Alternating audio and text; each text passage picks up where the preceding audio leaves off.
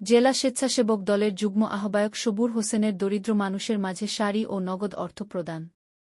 সংবাদ পাঠিয়েছেন আমাদের বেনাপোল প্রতিনিধি আনিছুর রহমান। যশোর জেলা স্বেচ্ছাসেবক দলের যুগ্ম আহ্বায়ক সবুর হোসেন বেনাপোলে শাড়ি ও নগদ অর্থ বিতরণ করেছেন। সোমবার ১৬ মার্চ তিনি পৌরসভার ৯টি ওয়ার্ডের অসহায় দরিদ্র মানুষের মাঝে ঈদ উপলক্ষে এ শাড়ি ও নগদ অর্থ প্রদান করেন।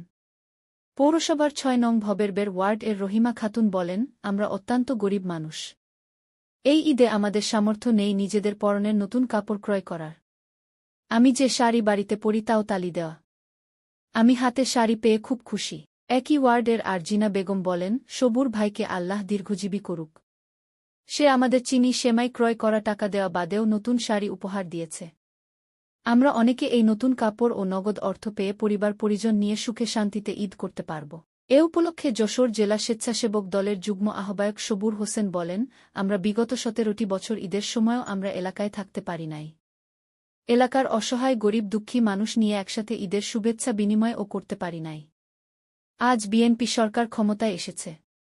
আমাদের নেতা তারেক রহমান গরিব দুঃখী মানুষ নিয়ে সকলের সাথে ঈদের খুশি ভাগাভাগি করার নির্দেশনা দিয়েছেন।